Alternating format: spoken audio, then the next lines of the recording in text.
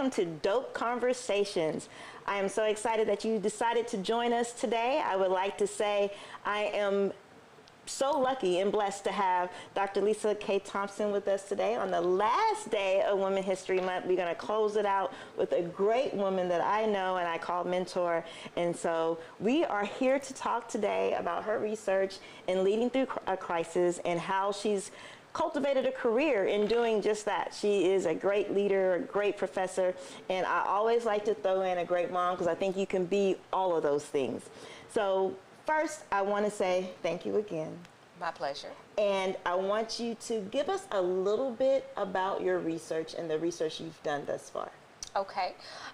It's ironic that we are talking today about leading during a pandemic because my original research actually started with my dissertation, and I looked at crisis in a school district. At the time, it was Dallas's first woman, first Latina superintendent, who eventually lost her position and served time, and the district was in crisis. There was a lot of bickering amongst the school board members, and so I decided I wanted to look at how the media portrayed this first woman, first Latina during a crisis moment within the district. And my research discovered that when women are in leadership roles, the media tend to frame their analysis of what's going on under a different lens than when it's a man leading. For example, this purple suit, they commented on the fact that she had a lot of color, and she wore makeup and her hair was highlighted. We don't generally see that type of commentary when we talk about male superintendents. So teasing out those differences when a woman is in a leadership role, in particular during a crisis time. Yeah. And I think your research brings us to a point in time where leadership is important. And we're talking about a time where we have plenty of female leaders. When you talk about the White House, when you talk about even on our campus, we have a female leader. And I think today is very fitting to close out Women's History Month. So we're going to go to break. And then after break, we're going to come back and we're going to dig in a little bit more into her research and see how can we apply it to our current careers, ladies. And men, maybe you'll learn something from us too. We'd love to teach you a little something. Come back after the break.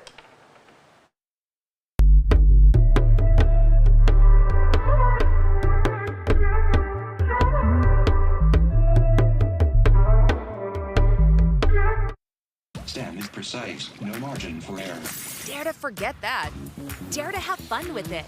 Get weird with it. Dare to send those old STEM theories flying past the neighbor's house into outer space.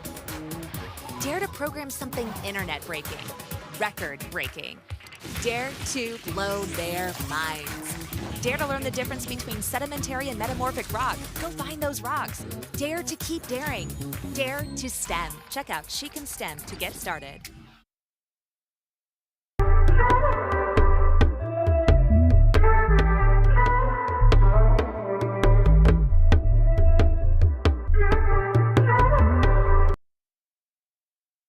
What do an aerospace engineer, cancer immunologist, and bat scientist all have in common? We all have cool jobs in STEM fields. Whether it's building robots or learning to code, girls everywhere are finding their passion for science, technology, engineering, and math through positive role models and mentors. So dare to dive in, get connected, and explore. You never know what your future may hold. Learn more about these and even more cool jobs at shecanstem.com.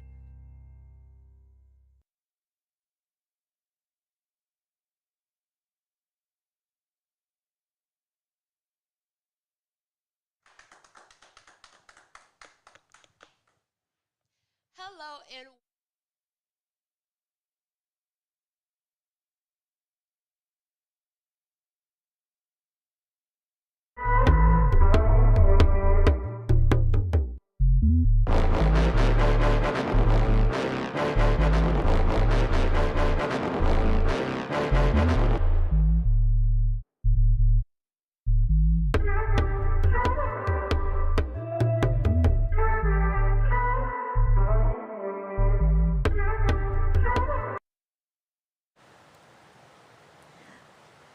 right, welcome back. We are ready to jump in, so go ahead and join us. Dr. Thompson, so my first question for you today is, what is it that the research shows about women of color and how we need to lead through a crisis? Okay, those are two distinct areas, women of color and their leadership, and then also crisis communication.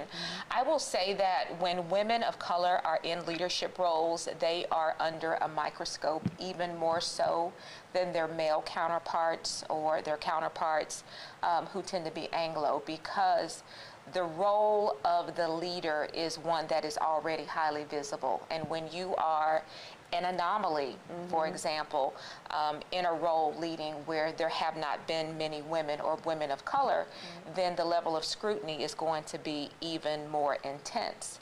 A lot of the research literature shows that when employees are surveyed and they are given different types of characteristics of what they like in a leader, that when they are given the choices of what they like, those characteristics tend to be female. And they don't understand or know when they are picking out the characteristics, a strong communicator, someone who is empathic in their listening, that these are qualities that most women leaders bring to the table. Right. And so it is interesting to see how leadership has evolved during a crisis, especially during the pandemic, and the fact that no one has ever really had the opportunity to practice pandemic leadership. Right. You just kind of jumping in feet first, head first, but when you understand leadership and you understand that dynamics will change and you have to sometimes change your approach to match the rapid changing of what is happening, then that is something that you are comfortable doing because you understand that it's situational. And so the situation is going to determine how you make your next decision. And I think we can say at PV, we experienced exactly what you said through the leadership of Dr. Simmons. One of the things I remember as a student is receiving communication when the pandemic hit, that spring break, saying, okay, I'm gonna get one more week of spring break. Right. But it wasn't so cold in nature. It was a warm email. Like, you could tell that she was concerned about us. She was really trying to make the best decision for the university, so much so that she did surveys. She communicated with us. I felt like she was very transparent. Yes. Very counter to my son's school. I won't mention the name, but it's a PWI. The leadership didn't say anything until the Sunday before it was time for them to go back. So I'm starting to compare Dr. Simmons and this doctor, and I'm like, whoa, wait a minute. Well, let me throw another variable in there. Most of the leadership studies that have been done, let's say from the turn of the century to the 1940s, really focused on the leader and the leader's personality. And so the leader's personality, for example, the Myers-Briggs personality, I am an ENFP. So I'm very extroverted. I'm very much a feeler, and other people's emotions are important to me before we get to the heart of the matter. That also comes into the leadership style and then the end outcome of what you see, depending on who the leader is. So if you couple a leader who happens to be a female, who may be more nurturing, who also happens to be an extrovert, you know, who may be more engaged and in tune with people, then it's going to show in the things that come out. For example, you honed in on a communication. So that's a very legitimate way of how you can see the delineation between the different types of leaders along the gender lines, but also along personality. And I did the Myers-Briggs one time, and I know I'm an I. Okay. So I don't know how much communications y'all would get. You know, I think introverts get a bad rap. Introverts, their normal way of functioning is more private, but that doesn't mean you can't be a public person or a big personality, especially if you have a position that requires it. A lot of introverts know how to rise to the occasion, but in their personal space, they prefer a small group more See, intimate. Introverts, there's hope for us. So you just have to figure out how to work in your space and you can still lead. Yes. How have you applied your research to your current leadership roles? I know that you're the president of the Links chapter in Katy, correct? Yes, ma'am. As a matter of fact, I am just concluding my term. And one of the things that we as leaders, we have professional development. And so especially centering on the pace of COVID and how it continues to change. It is different for us because we meet face to face, and there is a opportunity to hug and dine as we take care of the business that has been removed. And so I know for us, we miss that aspect. We miss that aspect of doing our community service, bonding with our sisters. And so it has made us use this cyber, virtual, Zoom-laden world, opportunities to do more friendship activities, so that we do have an opportunity to bond. As a leader, you kind of temperature check, and you can kind of see sometimes when, there are highs and lows, and what is it that you can do to try and lift when people are dealing with their own personal trials and tribulations that you may or may not be aware of. Right. I say the best thing to do is to make decisions that aren't necessarily easy but are in the best interest of everyone. And when you have that type of mindset that you're making decisions that you think are going to be in the best interest of the group, then you can't go too far, right, or fall too short. Right. So.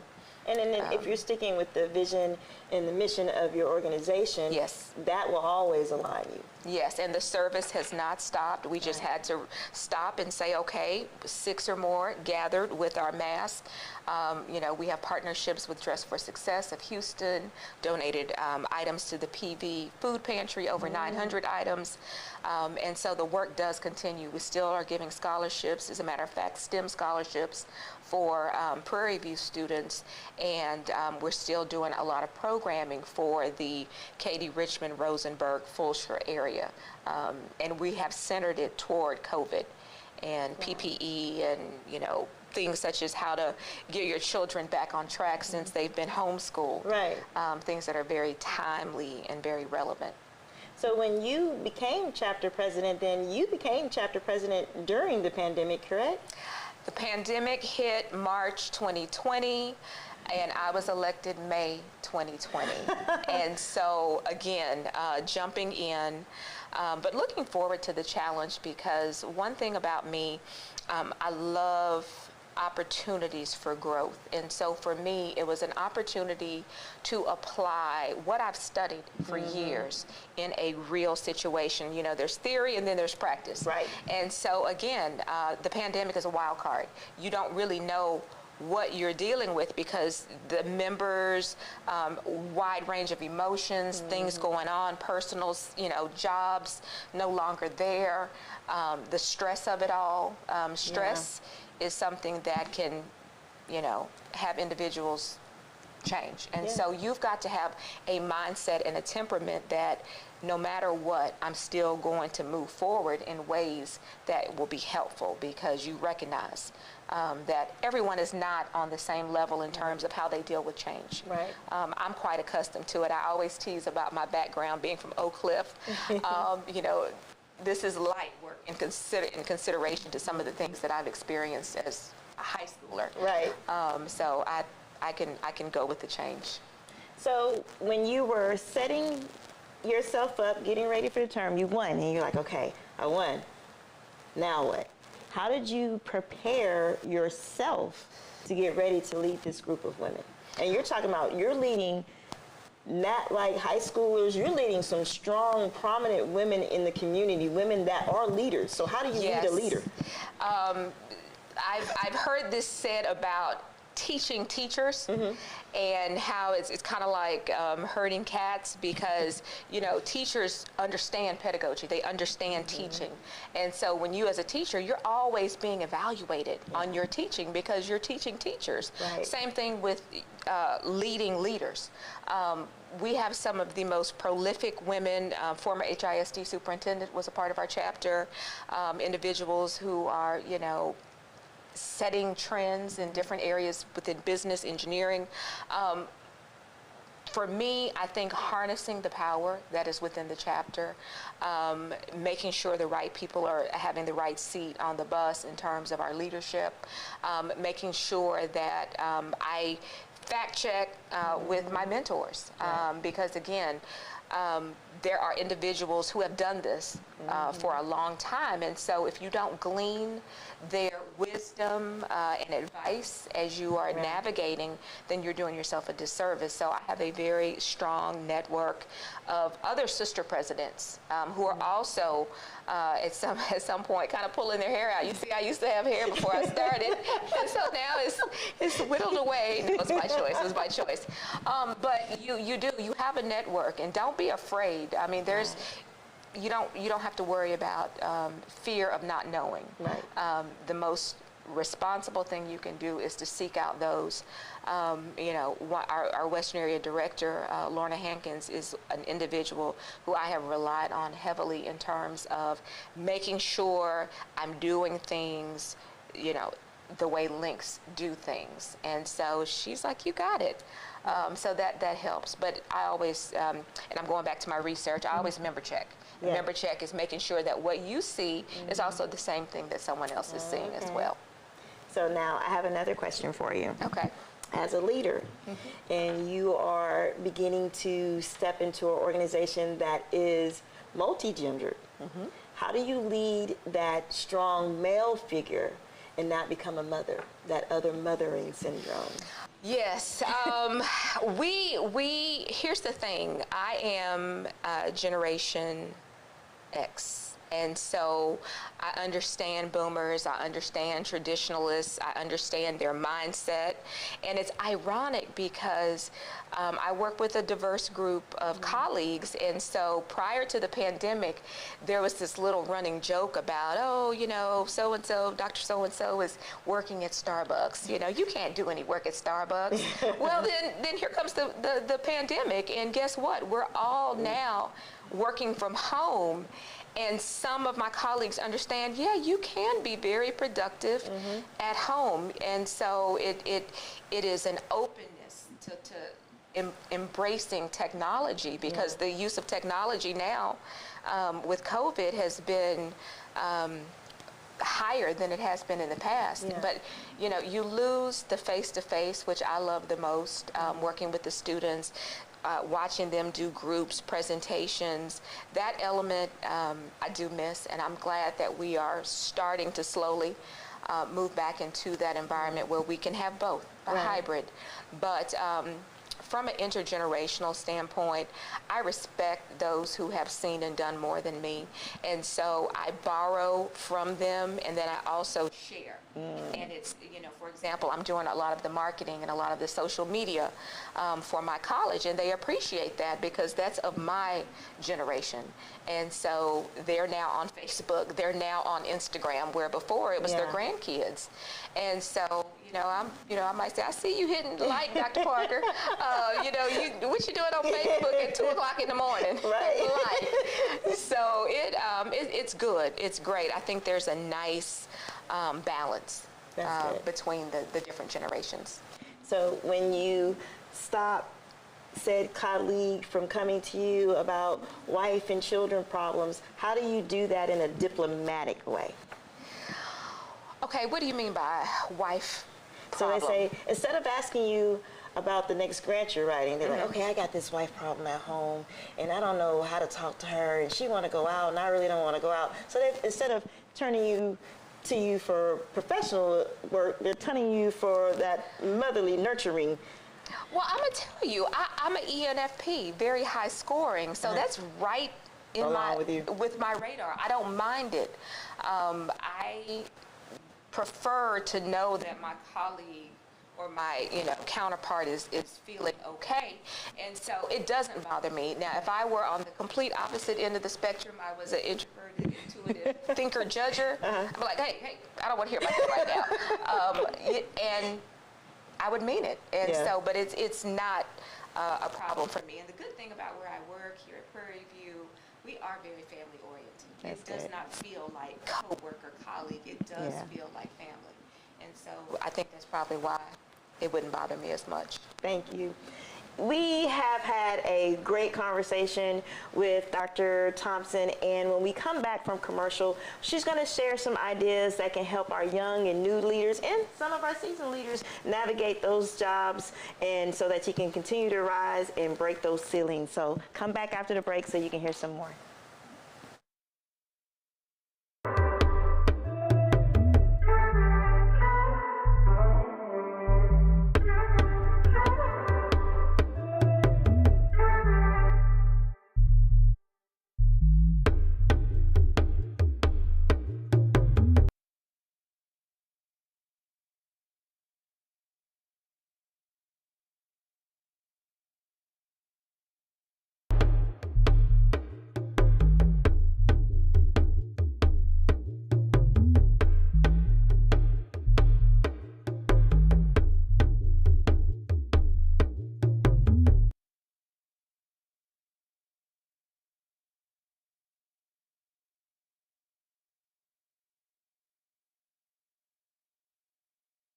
No margin for error.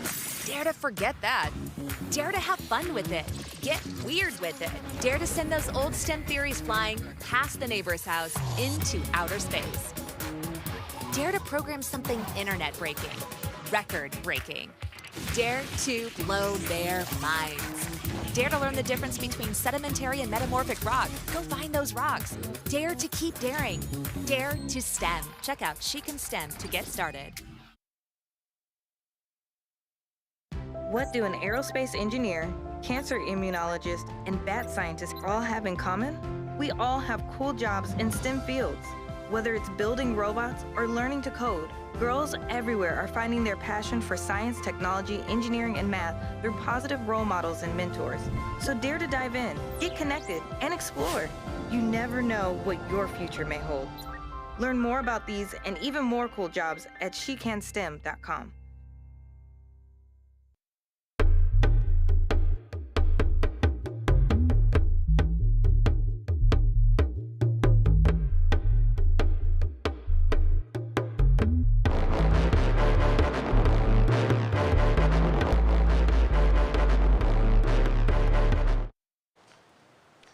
Welcome back, leaders. We are now going to share with you some tips that you can use to gain the leadership that you need, the skill sets that you need to have in your toolbox to take you through the next level. So, Dr. Thompson, what advice would you give a young leader, or even just a seasoned leader, a leader that's trying to get to that next level? How can they prepare? First of all, you have to be engaged. I would recommend involvement in organizations that you have a passion for. I also would recommend a mentor. Yes. Making sure that you have a mentor. And there are different types of mentors. Thank you. There are personal mentors. There are mentors in terms of your professional life and then your personal life. Mentors will always be absolutely crucial at every single level.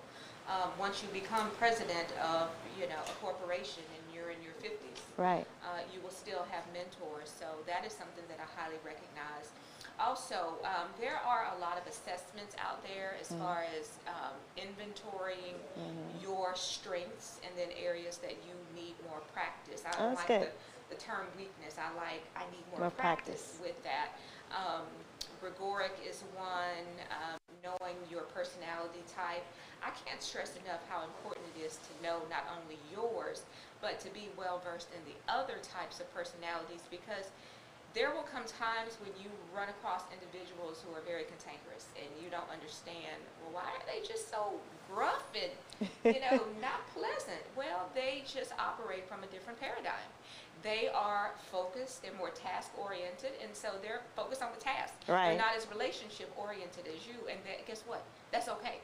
Good. Because we need all types of different personalities in order for the mission to be accomplished. So make sure you understand who you are and be comfortable in who you are, and make sure that you try and involve yourself in those types of things that allow you to lead. Awesome.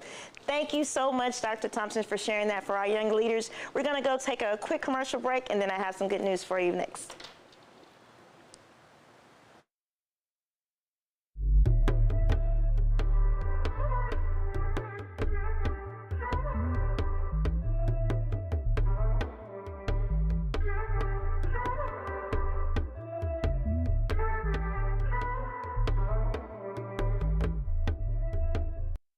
STEM is precise, no margin for error. Dare to forget that. Dare to have fun with it. Get weird with it. Dare to send those old STEM theories flying past the neighbor's house into outer space. Dare to program something internet-breaking, record-breaking. Dare to blow their minds. Dare to learn the difference between sedimentary and metamorphic rock. Go find those rocks. Dare to keep daring. Dare to STEM. Check out She Can STEM to get started.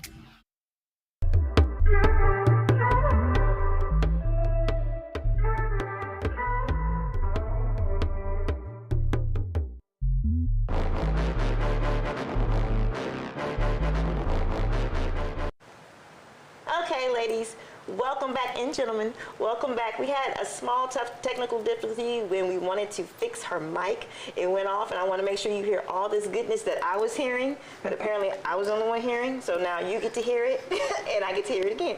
So, can you please share with us, what can young ladies and women do to prepare themselves for leadership roles? What can they do to build that skill set? The first thing that I would recommend is to figure out your passion and then try and align yourself with organizations that are also doing the sorts of things that you would like to do. It gives you an opportunity to learn on the job. By volunteering, you are fulfilling your need for service. I also highly recommend that you make sure you have a mentor. It's important to have a mentor. I have a mentor. I've always had a mentor, but ironically, my mentors have been white males. And I say that it's ironic because the times that I've taken their advice, for example, negotiating my salary as a professor, my department head told the dean, this right here was one of the toughest negotiations, and this is for visiting assistant professor. She negotiated like, hey, I'll take it or leave it. And that perspective was like, hey, you asked for this, that, and this, because they already had insight in how it would be countered. So you need different types of mentors, mentors for personal and professional. And then also, I strongly recommend understanding your personality type, as well as other different types of personalities, because you can't pick who you work with, you can't pick who you serve with, but you can understand that they may be coming from a different paradigm, and okay, this approach might work better with someone who's more introverted, thinker, judger. They need data. They're not the type to just go by what you say. That you got to show them. Can you give them some names or where they can locate some tests that they can do? Oh, absolutely. Within the College of Ed, we do the Gregoric Style Delineator. The Myers-Briggs is normally administered by a professional psychologist. But if you have access to a career center, or if you're in college, you can certainly go to your career center and they can offer you a free complimentary one. And it's good to take it maybe every 5 to 7 years. I've taken it 3 times at 10-year intervals, 22, 32, and 42. Because of growth. But I have discovered that my personality style has not changed. Do you think even when our goals change, maybe our personality may change a little bit just to kind of adjust to what we're trying to do as far as career? I think what you're describing is situational leadership, and so the environment and the climate will dictate which type of style you utilize, whether you're slightly more authoritarian, where you're slightly more laissez-faire, hands-off. Usually in that type of environment, it's a well-oiled machine, and you don't have to be as hands-on as say, an organization that is falling apart.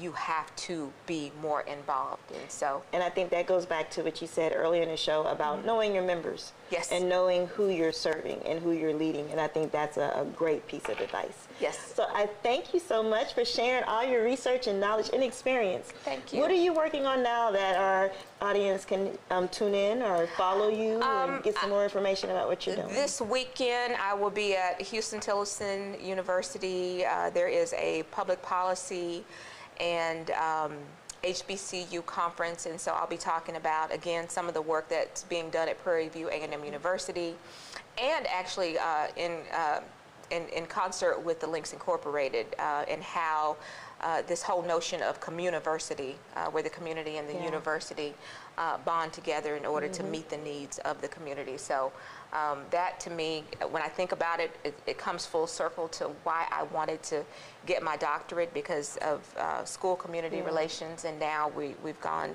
from P12 to P20. So we're looking at the university as well as public schools and how we can serve. Well, thank you for doing the work. Thank you for being my mentor. Thank you. And I appreciate everything that you're doing, one, for Black women, and then two, as a student at Prairie View A&M. We are blessed to have you, and that we continue to see you. We hope that you stay for a long, long time, or at least I graduate. Yes. So, very good. I'm not going anywhere. Thank you so much for tuning in. Next week, we will have Dr. Quincy Moore from the Honors College here at PVAMU. He'll come on because he's also a tenured associate professor in the biology department, and he's going to talk to us about why it's important for African American students to get involved in STEM. He'll also share some career possibilities for you that you can look into, because no, you don't just have to be the biology teacher in high school. There's so much more that you can do with a biology degree, and he's going to share that with us next week. So thank you for tuning in. Please follow me on Instagram, Twitter, and YouTube. You can follow me at Pakita Pegram on all social media platforms, but also subscribe to PVAMU-TV and Pakita Pegram TV. Thank you very much. We'll see you next week. Pakita out.